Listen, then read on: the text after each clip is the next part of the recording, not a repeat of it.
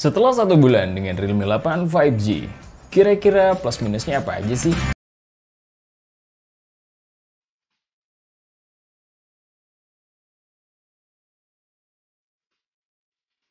Hai Smart Buyer, gue Rizky. Kali ini kita akan full review untuk Realme 8 5G setelah kita gunakan selama 1 bulan. Kira-kira gimana dengan performanya? Let's check this out! Dalam 1 bulan pemakaian ini, impresi kita untuk desainnya sih biasa aja.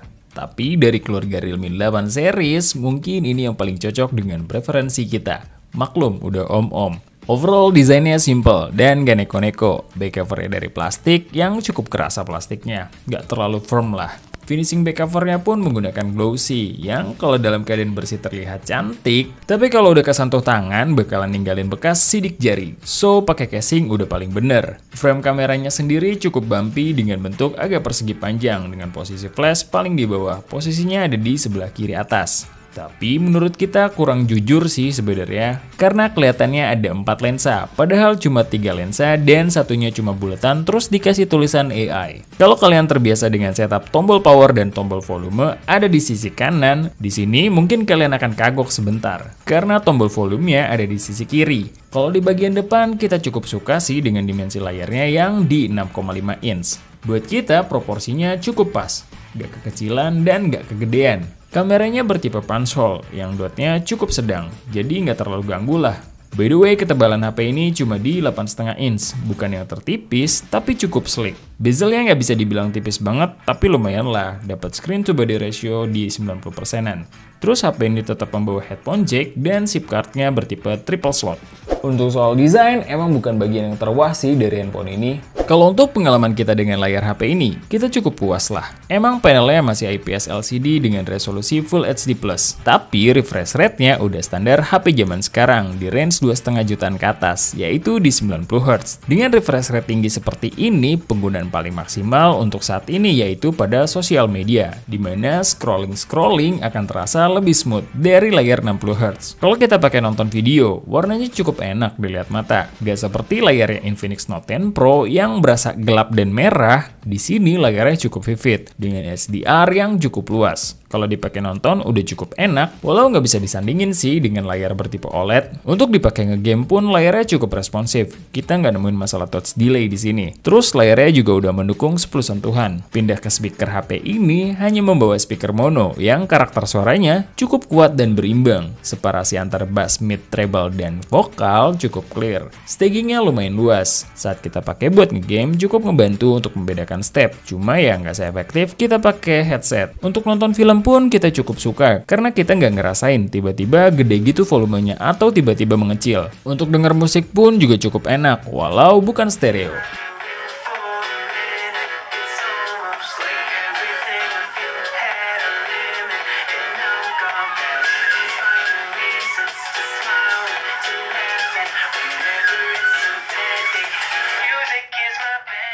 Untuk layar Full HD sebenarnya hal yang biasa untuk di range segini, cuma 90 Hz serta speakernya udah cukup oke. 1 bulan kita pakai HP ini, kita dapat 1 kali update yang cukup major. Selain security patch, ada juga optimasi pada stabilitas sistem, optimasi pada jaringan pada beberapa skenario, dan optimasi pada flashlight di dalam foto.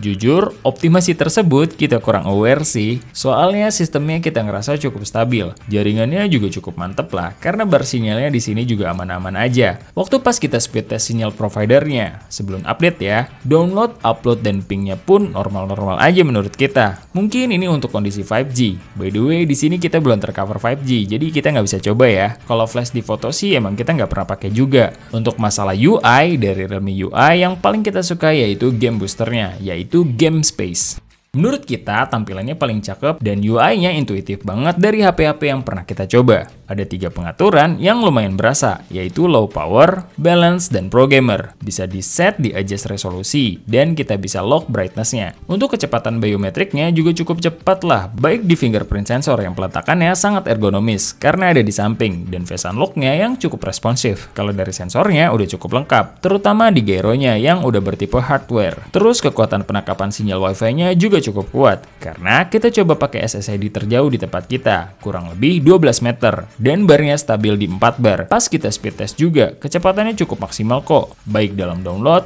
upload, dan pingnya. Dan yang terakhir, HP ini sudah dilengkapi NFC juga. Lumayan lah, 1 bulan pembelian udah dapat update 1 kali. Nggak kayak Infinix Note 10 Pro kemarin, udah sebulan nggak datang-datang update-nya.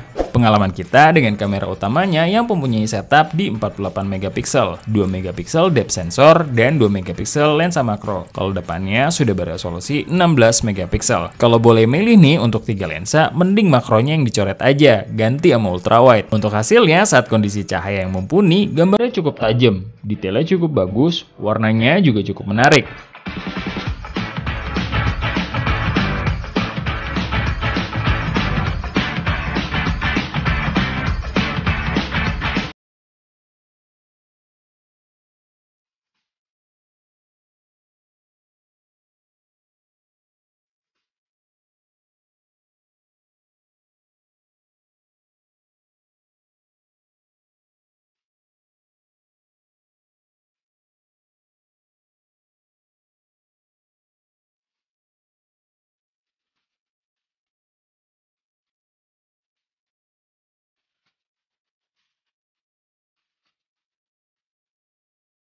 Perbedaan saat kita aktifkan AI-nya cukup terasa, tapi nggak lebay-lebay banget. Untuk hasil bokehnya, kita cukup suka. Khas bukaan lensa f1.8 berasa banget di sini. Dan ini udah lumayan rapi loh.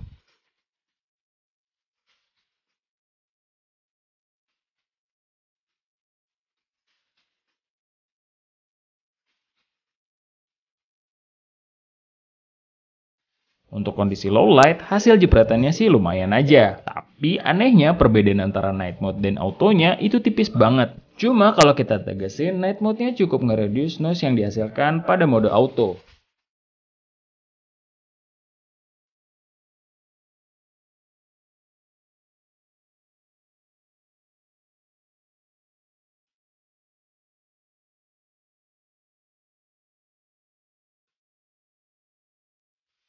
Kalau untuk kamera selfie-nya, ini kenapa jadi halus gini ya? Jujur ini bukan selera kita, ini tanpa beauty loh. Tapi kalau kalian para ciwi-ciwi, harusnya suka sih dengan hasil kamera selfie-nya. Kalau hasil bokeh kamera depannya, kurang sih, nggak secakep kamera belakangnya. Untuk perekaman video, baik di depan maupun di belakang, sama-sama bisa merekam di 1080p 30fps. Untuk hasil video kamera belakangnya, menurut kita warnanya udah cukup bagus. Detailnya juga udah cukup dapat, kemudian sudah dilengkapi IS juga, jadi cukup mumpuni lah dan cukup stabil. Dan ini video 1080p dari Realme 8 5G. Warnanya sih cakep ya, tapi harus dilihat dulu sih dari laptop. Terus hasilnya juga lumayan stabil.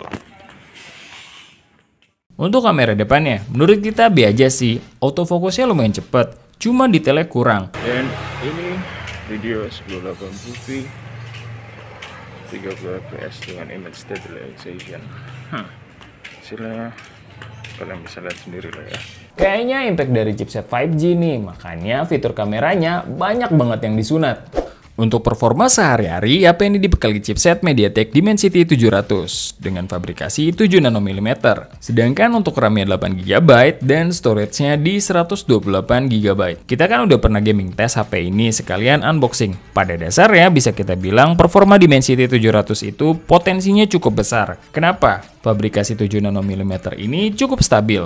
Udah 2 brand yang kita coba dengan chipset yang sama. Semuanya cukup oke. Cuma tinggal nunggu waktu, game-game berat bakalan optimalin chipset ini. Kalau berdasarkan experience kita dibanding jentikan naga yang fabrikasinya 8 nm kayak 720G atau 732G. Untuk raw power kita masih pegang ini. Bahkan kalau dari segi panas, Dimensity ngepur lah Snapdragon 720G atau 732G, mereka boleh pakai panel OLED. Dimensity cukup pakai LCD aja, tetap panasan Snapdragon. Waktu kita nulis review ini entah kenapa kita pengen banget jadi kompor. Bodoh lah dilihat atau nggak dilihat. Channel review mah harus jadi kompor, biar pabrikan panas dan improve terus untuk teknologi kedepannya. Balik lagi ke performanya, HP ini skor Antutunya cukup mentereng di 360 ribuan. Tapi di beberapa game, HP ini belum mendapatkan settingan maksimalnya. Sebut aja Mobile Legends yang masih berkutat di high dengan mode HFR-nya bisa aktif. Feel bermainnya sih udah pasti lancar, cuma yang jadi catatan kita, suhunya adem banget, gak pernah lebih dari 40 derajat. Kedua CODM, frame rate-nya cuma mentok di high. Aduh sayang banget. banget. Harusnya bisa lebih sih dari ini. Untuk yang terbiasa main di frame rate max, pasti nggak nyaman sih main di settingan ini. Dan lagi-lagi, suhunya nggak pernah tembus dong dari 40. Kalau Genshin Impact, asal main nggak lebih dari settingan medium, masih enak lah. Dan kalian tahu waktu kita gaming test, saking pengen ngeliat HP ini panas, kita set grafiknya di highest di 30 menit terakhir kita main. Udah gitu, seenggaknya kita udah tes gaming kurang lebih selama 3 jam sebelumnya. Suhu tertingginya yang kita bisa dapat cuma di 42 derajatan. Kalau untuk PUBG ya baru kebuka di settingan smooth ultra. Tapi diajak main di balance ultra pun tetap lancar. Mudah-mudahan cepat dapat update lah. Kalau Snapdragon nggak punya counternya buat Dimensity, bisa-bisa di kelas mid-range dikuasai nama MediaTek. Kalau untuk baterainya sendiri cukup besar di 5000 mAh.